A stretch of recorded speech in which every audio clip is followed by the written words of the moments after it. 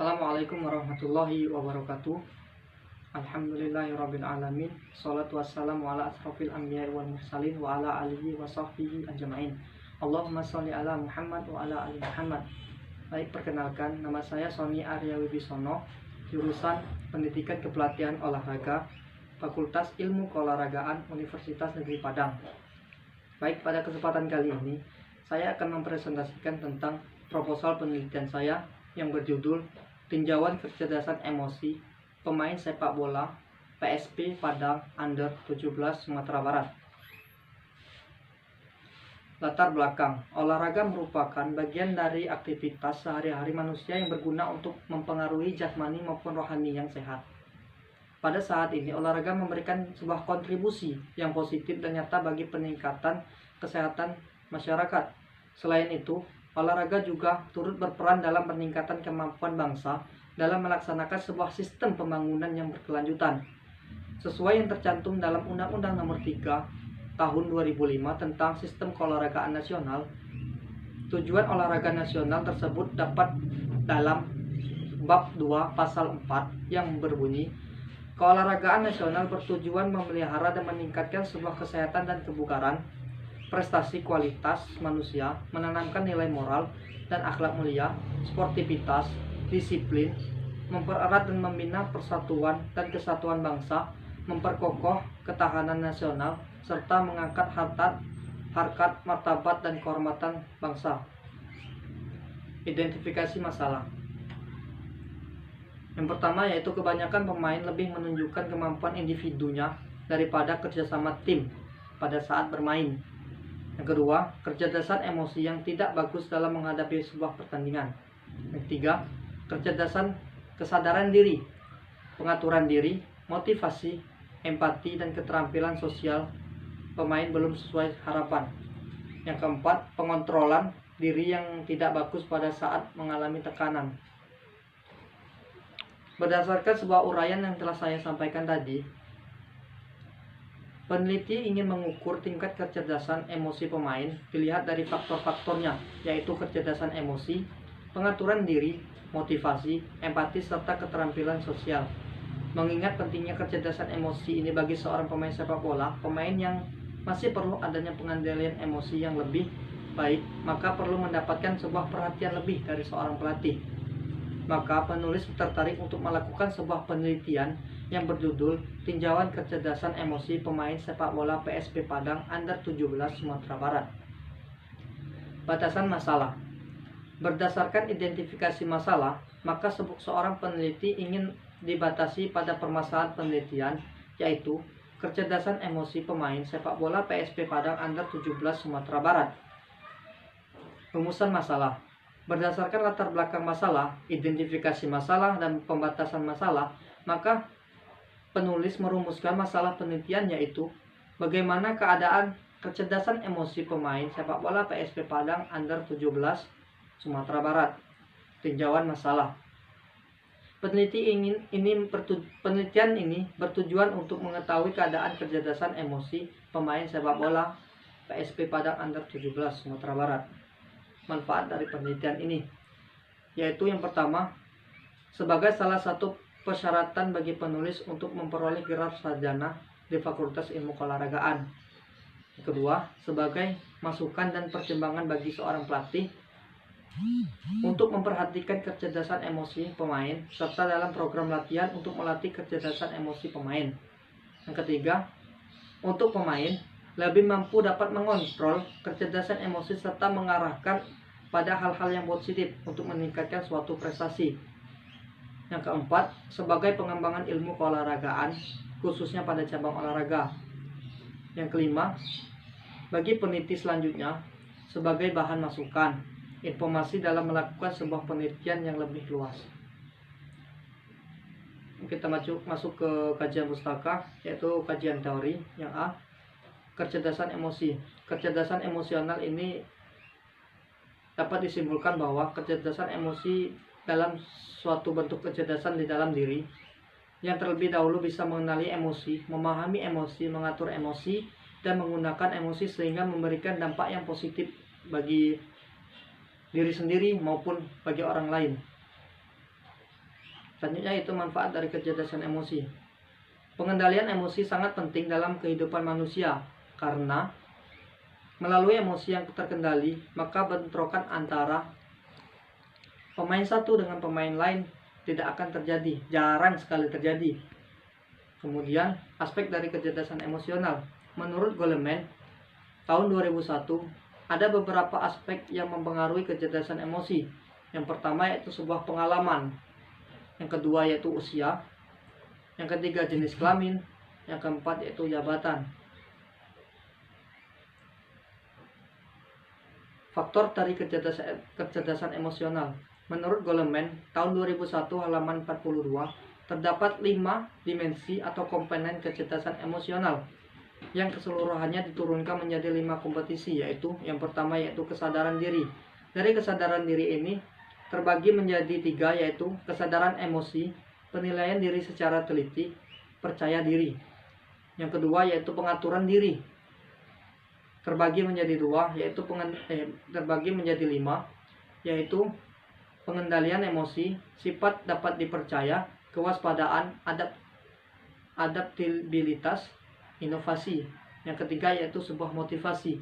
Sebuah motivasi ini terbagi menjadi 3, yaitu dorongan prestasi, komitmen, inisiatif, dan optimis. Yang keempat yaitu empati. Empati ini terbagi menjadi 5, yaitu yang pertama memahami orang lain, orientasi pelayanan, pengembangan orang lain, mengatasi keragaman, kesadaran politis. Yang kelima yaitu keterampilan sosial. Keterampilan sosial ini terbagi menjadi 7, yaitu pengaruh, komunikasi, kepemimpinan, katalisator perubahan, peningkatan jaringan, kolaborasi dan kooperasi, kemampuan tim. Kemudian kita masuk ke kerangka konseptual. Berdasarkan kajian teori di atas yang saya jelaskan tadi, dapat dibuat kerangka konseptual tinjauan kecerdasan emosi pemain sepak bola PSP Padang Under 17 Sumatera Barat. Untuk lebih jelasnya dapat saya jelaskan, yaitu dari kecerdasan emosional ini dapat terdiri dari kesadaran diri, itu ada di bawahnya ada pengaturan diri, motivasi, empati, dan keterampilan sosial. Seluruhnya dapat digabungkan, dapat disatukan oleh pemain sepak bola PSP Padang Under 17 di Sumatera Barat.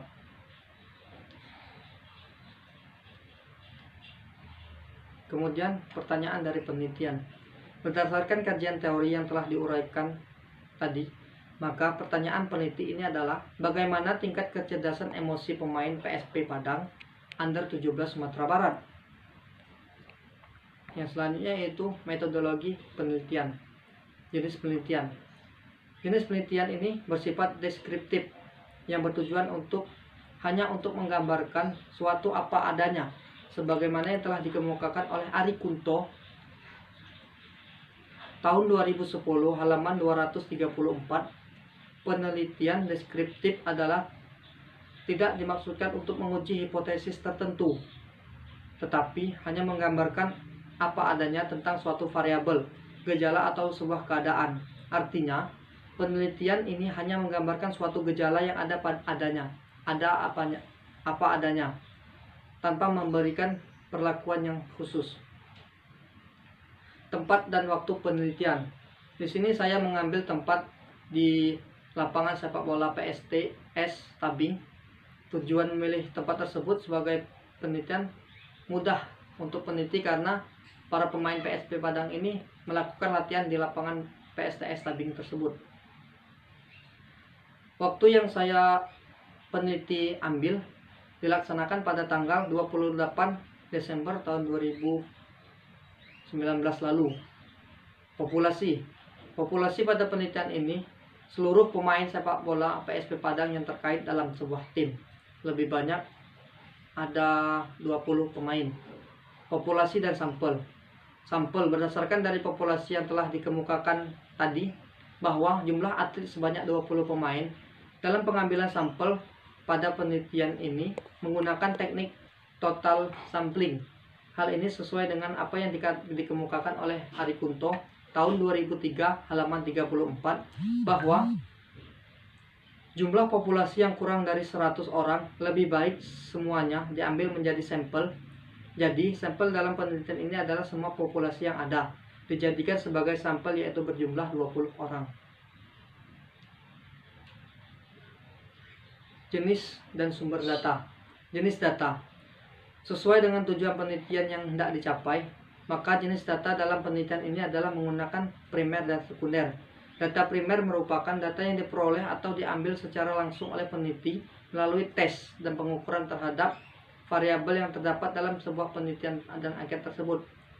Kemudian, data sekunder adalah data yang diperoleh berupa nama, umur didapat dari dokumen atau arsip dari pemain sepak bola PSP Padang Under 17 Sumatera Barat. Sumber data. Untuk mendapatkan data tentang kecerdasan emosional pemain sepak bola PSP Padang Under 17 Sumatera Barat melalui tes kuesioner dan atau angket yang diambil dari pemain itu sendiri. Instrumen penelitian. Ari Kunto tahun 2006 halaman 151. Penelitian ini menggunakan angket atau kuesioner. Angket atau kuesioner ini adalah sejumlah pertanyaan tertulis yang digunakan untuk memperoleh informasi dari responden dalam arti laporan tentang pribadinya atau hal-hal yang ia ketahui. Baik, yang selanjutnya itu teknik pengumpulan data. Untuk meroleh data dalam penelitian ini, alat yang digunakan adalah angket atau kuesioner. Angket merupakan daftar pertanyaan maupun pernyataan yang dijawab responden. Hal ini bertujuan untuk membantu dan untuk mendukung data yang dibuat dari angket. Dalam pembuatan angket juga dilakukan dengan pertanyaan maupun pernyataan ke arah positif dan negatif. Setelah diuji validitas, maka jumlah data yang drop sebanyak 34 butir pertanyaan dari 75 pertanyaan. Maka untuk penelitian hanya 41 pertanyaan. Dan yang valid digunakan sebagai item penelitian setelah diuji validitas. Dalam penelitian ini, uji reliabilitas dilakukan dengan menggunakan teknik formula alpha Crow-Batch dan dengan menggunakan program SPSS 16.0. Teknik analisis data. Analisis data dilakukan setelah data terkumpul, satu melalui angket.